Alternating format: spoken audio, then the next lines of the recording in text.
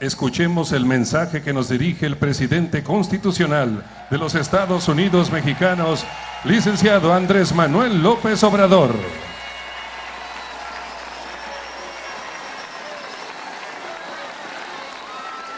Amigas, amigos,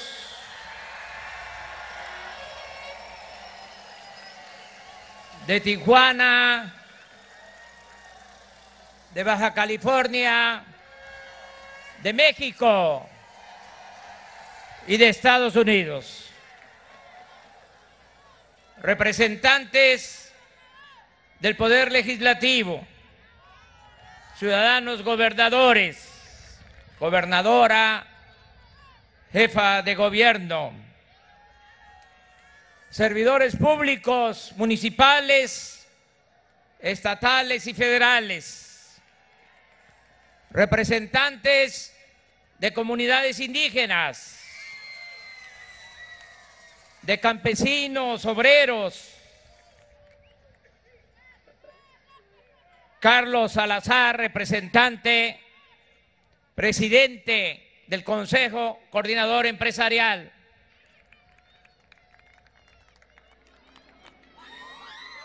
representantes de las iglesias, libres pensadores, migrantes, amigas y amigos todos. Estados Unidos y México no son vecinos distantes, comparten una frontera de 3.180 kilómetros de largo, ejercen una influencia cultural mutua y las historias nacionales de nuestros países están entrelazadas en numerosos episodios de hostilidad, pero también de cooperación y entendimiento. El gran zarpazo de 1847 y las intervenciones del siglo XX en nuestro territorio, amén de otros agravios, han tenido una contraparte en la amistad entre gobiernos y la fraternidad de los pueblos de ambas naciones. Por ejemplo, el presidente Benito Juárez, el mejor presidente de México, recibió una invaluable ayuda de Abraham Lincoln en su lucha contra los invasores franceses. Y en otros momentos, Estados Unidos dio refugio a próceres de nuestra historia, como Mariano Escobedo, Vicente Rivapalacio, Francisco I. Madero y José Vasconcelos. No se nos olvida que desconocieron al usurpador Victoriano Huerta en 1913, quien se había hecho del poder tras un golpe de Estado. Más aún, muchos periodistas, dirigentes sociales y políticos de nuestro país optaron por combatir a la dictadura porfirista desde el territorio estadounidense para poner a salvo sus vidas, porque en ese entonces, mientras en Estados Unidos se aplicaba la ley y se les castigaba con cárcel, en México, desgraciadamente, se les tiroteaba por la espalda, se les aplicaba la famosa y terrible ley fuga. Más adelante, como aquí se ha dicho, los gobiernos de Franklin Delano Roosevelt y de Lázaro Cárdenas mantuvieron relaciones ejemplares a pesar de la expropiación petrolera de 1938. Unos años después, México peleó al lado de Estados Unidos en la Segunda Guerra Mundial, no solo con los aviadores heroicos mexicanos del Escuadrón 201 que combatieron en el Pacífico, sino también enviando en ese entonces al país vecino a trabajadores braceros que contribuyeron a garantizar la producción de alimentos y materias primas en Estados Unidos. A mediados del siglo pasado, la tecnología y los bienes de capital procedentes de nuestros vecinos del norte fueron fundamentales para el proceso de industrialización impulsado en nuestro país. Hacia los años de 1960 dieron comienzo los programas para el desarrollo de la frontera norte, con el apoyo progresivo, comercial, bilateral, con el crecimiento de nuestra economía y del mercado interno. Las empresas de Estados Unidos encontraron una atractiva zona de inversión en nuestro país y casi todas las grandes corporaciones establecieron filiales en nuestras ciudades. En 1993, ambos países, además de Canadá, firmaron el Tratado de Libre Comercio de América del Norte, con lo que se constituyó uno de los principales bloques económicos del mundo. En consecuencia, en 1995, el gobierno de Washington otorgó un apoyo financiero extraordinario para superar la crisis económica, la devaluación del peso, la crisis financiera que se presentó al concluir la administración de Carlos Salinas e iniciar la de Ernesto Zedillo. Una de las consecuencias de la imposición del modelo neoliberal en nuestro país fue la expulsión masiva de población de sus lugares de origen, la pérdida de empleos en una industria desmantelada, cuando decían que la mejor política industrial era la que no existía. Y con ello, con el abandono de las actividades productivas en el campo, en la ciudad, creció el flujo de refugiados económicos y como nunca tuvieron que irse a buscar la vida del otro lado de la frontera millones de mexicanos, millones de compatriotas nuestros cruzaron el río Bravo en busca de subsistencia económica y de mejores horizontes de vida, y hubieron de enfrentar la discriminación, los atropellos y la persecución policial. Pero también, y eso no debemos soslayarlo, también se registraron sublimes manifestaciones de apoyo y solidaridad de una buena parte de la sociedad estadounidense. En la actualidad, Estados Unidos tiene una comunidad mexicana formada por unos 36 millones de personas, de las cuales 15 millones son nacidas en México. Esa población realiza un aporte fundamental a la economía y a la cultura del país vecino, y su participación política allí es cada vez más relevante. Hay en ella más de 1 millón de emprendedores. Además, los mexicanos realizan el 30% de las labores agrícolas en Estados Unidos, el 20% de las tareas en la construcción y el 15% en la industria turística.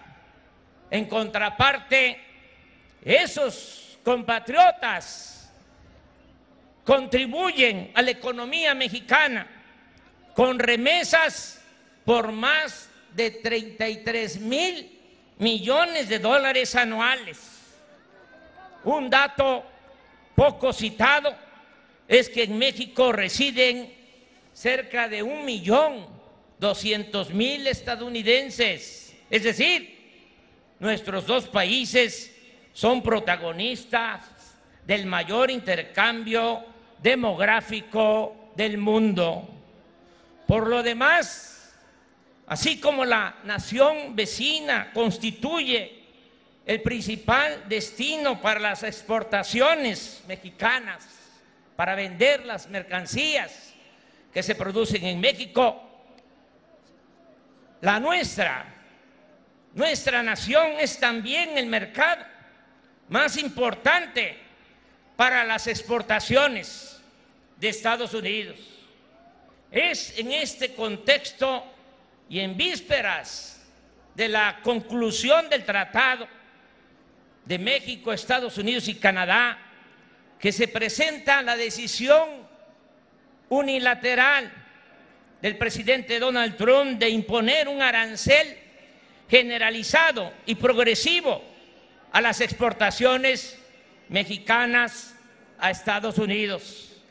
Se trató de una medida que respetamos, pero que no compartimos, porque de aplicarse hubiese causado, como aquí se ha dicho, un daño importante en ambas economías y debilitado en forma significativa la alianza comercial de la región. Por fortuna, desde el principio hicimos propuestas al gobierno estadounidense para resolver de fondo el fenómeno migratorio, y eso contribuyó mucho en las intensas negociaciones que se celebraron en Washington. También abonó para llegar al acuerdo de ayer la decidida postura de mantener una política de respeto y buena vecindad con el gobierno de Estados Unidos y de fraternidad con su población. Aprovechamos aquí en Tijuana para decirle al pueblo estadounidense una vez más que no abrigamos ni abrigaremos intención alguna de perjudicarlo y que estamos resueltos a colaborar con él en todos los ámbitos, especialmente ante la preocupación que suscita el crecimiento del flujo migratorio hacia su país. Asimismo, acudimos a su comprensión porque el fenómeno migratorio no surge de la nada, es originado por las carencias materiales y la inseguridad en los países centroamericanos y en sectores y regiones marginadas de México, en donde hay seres humanos que necesitan emprender todo un peregrinar para mitigar su hambre y su pobreza o para preservar sus vidas. Hemos expresado que resolveremos el fenómeno migratorio atacando sus causas profundas, es decir, mediante el impulso al desarrollo y a la construcción del bienestar y la paz. Y en México ya lo estamos haciendo. Pero para aplicar esta propuesta en las naciones de Centroamérica y del Caribe es indispensable el concurso de Estados Unidos, de Canadá y de otros países desarrollados. Quiero mencionar un dato conmovedor.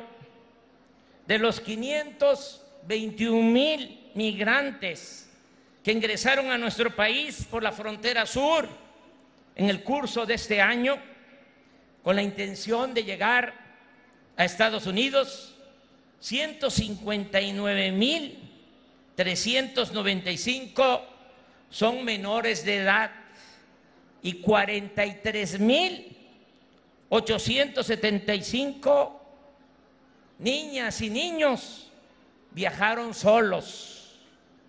Es claro que ante esta amarga realidad, esta amarga y dolorosa realidad, no se puede enfrentar la solución solo a cerrar fronteras o a utilizar medidas coercitivas. Lo más eficaz y lo más humano es enfrentar el fenómeno migratorio combatiendo la falta de oportunidades de empleo y la pobreza para lograr que la migración sea opcional, no forzada. En consecuencia, reafirmamos nuestro compromiso de contribuir a evitar que los migrantes atraviesen el territorio nacional para alcanzar el de Estados Unidos, pero jamás lo haremos violando los derechos humanos de los viajeros, empezando por el principal de los derechos humanos, el derecho a vivir libres de miseria, el derecho a la vida. Bajo este criterio que sostendremos, siempre será injusto el que se pretenda castigar a México por proponer un alto a la migración mediante el impulso al bienestar y la seguridad en sus puntos de origen y por procurar la fraternidad entre las sociedades y los pueblos. Celebramos el importante acuerdo de ayer porque se nos estaba colocando en una situación muy difícil, muy incómoda, la de tener que aplicar a ciertas mercancías de Estados Unidos las mismas medidas, restricciones comerciales similares a las que se iban a imponer a las exportaciones mexicanas. Confieso que como persona, como ciudadano, rechazo los actos de represalia y la ley del talión. Soy un pacifista convencido, inspirado en los ejemplos de Gandhi, de Martin Luther King, de Nelson Mandela. Sin embargo, como jefe y representante del Estado mexicano, no puedo permitir a nadie que se atente contra la economía de nuestro país, y menos que se establezca una asimetría injusta, indigna para nuestro gobierno y humillante para nuestra nación. Afortunadamente, ayer se impuso la política sobre la confrontación y debo reconocer que hubo voluntad para buscar una salida negociada al conflicto de parte del presidente Donald Trump y de sus principales colaboradores. Me consta, al presidente Donald Trump. Por eso no le levanto un puño cerrado, sino una mano abierta y franca.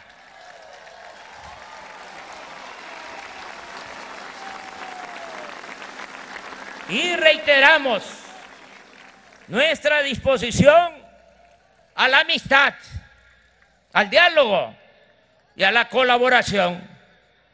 Manifestamos asimismo nuestra determinación de mantenernos al margen de los asuntos internos de nuestro vecino país y cercano al mismo tiempo, vecino cercano,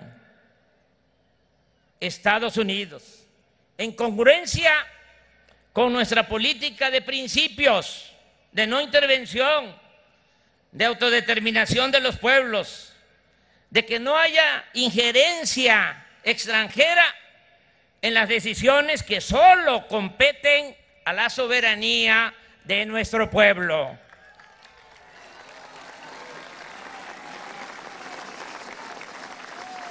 Estoy como ustedes y como muchos mexicanos, orgulloso del trabajo profesional, político y diplomático de la delegación mexicana que estuvo a cargo de este complejo, difícil asunto, encabezada por el secretario de Relaciones Exteriores de México, Marcelo Ebrard.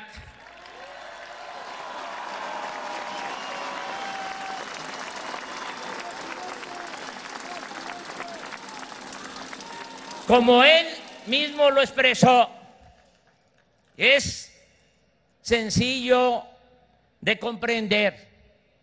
El lunes ya no van a haber aranceles, no van a haber impuestos, no va a haber crisis económica o financiera en nuestro país.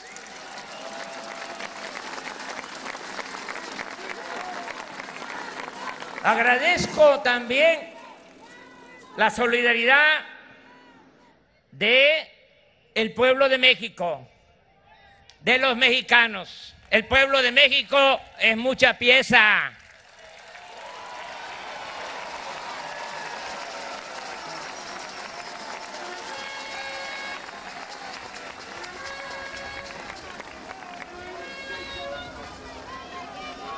Quisiera decir más cosas sobre eso, pero me tengo que autolimitar. Agradezco la solidaridad de todas las clases sociales, de todos los sectores, de todas las corrientes del pensamiento, de todos los mexicanos que no titubearon en manifestar su apoyo en la defensa de la dignidad de nuestro país y al mismo tiempo con mucha madurez política preservar la amistad con el pueblo de Estados Unidos. ¿Qué sigue? Cumplir puntualmente los compromisos. Los compromisos se cumplen. Reforzar nuestra frontera, aplicar la ley y respetar los derechos humanos. Promover la aplicación inmediata del programa de desarrollo de la CEPAL para impulsar las actividades productivas y crear empleos en Centroamérica y en el sur-sureste de México. Desde la semana próxima estaremos ofreciendo ayuda humanitaria, oportunidades de empleo, educación, salud y bienestar a quienes esperen en México su solicitud de asilo para ingresar legalmente a los Estados Unidos. Agrego que existen condiciones políticas inmejorables para conseguir en tiempo y forma, de acuerdo a el Estado de Derecho que prevalece en el país, con autonomía a los poderes. Puedo decir que estoy casi seguro de la ratificación en la Cámara de Senadores del Tratado de Libre Comercio entre México, Estados Unidos y Canadá.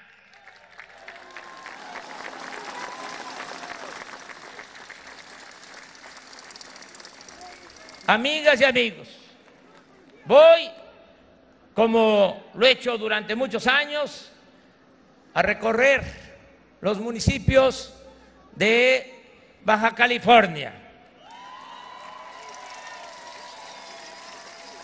Ahora son nuestros anfitriones, son los que nos permitieron llevar a cabo aquí donde comienza nuestra patria este acto de unidad. Para eso fue esta convocatoria. De nueva cuenta agradezco a todos los sectores representantes del pueblo de México por su apoyo, por su solidaridad. Le agradezco mucho a los medios de comunicación de nuestro país, que a pesar de que podamos tener diferencias, porque vivimos en un país libre y aspiramos a construir una democracia, no una dictadura, y tiene que garantizarse siempre el derecho a disentir, a pesar de diferencias. Los medios de información en nuestro país se portaron a la altura de las circunstancias. Amigas y amigos, como todos lo sabemos, esto es de dominio público. México es un país con muchas riquezas naturales, con un pueblo noble y trabajador.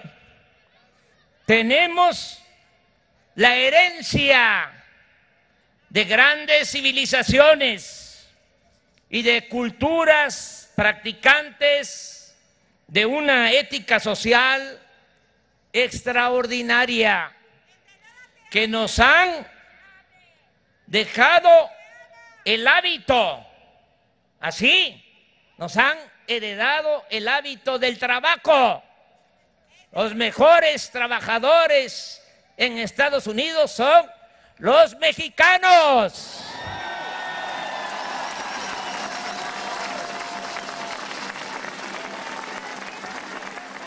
Y nos heredaron como enseñanza mayor nuestros antepasados el poner por delante el amor al prójimo, la ayuda mutua.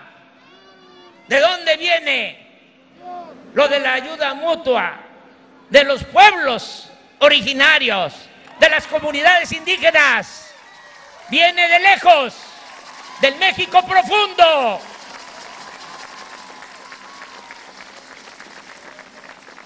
Y ¿se acuerdan lo que nos repetían nuestros padres, nuestros abuelos? Lo que se decía en los pueblos, corría de voz, de boca en boca. Decían, hacer el bien sin mirar a quién. ¿Se acuerdan de eso? Eso entraña toda la grandeza de nuestro país, de nuestra gran nación. Si a pesar de nuestras diferencias, como lo demostramos en esta semana, en estos días, actuamos, como aquí se ha dicho también, todos juntos, sin odios, con honestidad, con humanismo, y sentido de la justicia, seremos cada vez más fuertes en el concierto de las naciones y siempre capaces de remontar cualquier adversidad para consumar más temprano que tarde el gran objetivo de construir una patria nueva, próspera, pacífica y fraterna, en la que reine por siempre el ideal, el bello ideal del bienestar y de la felicidad del pueblo. ¡Que viva México! ¡Viva México!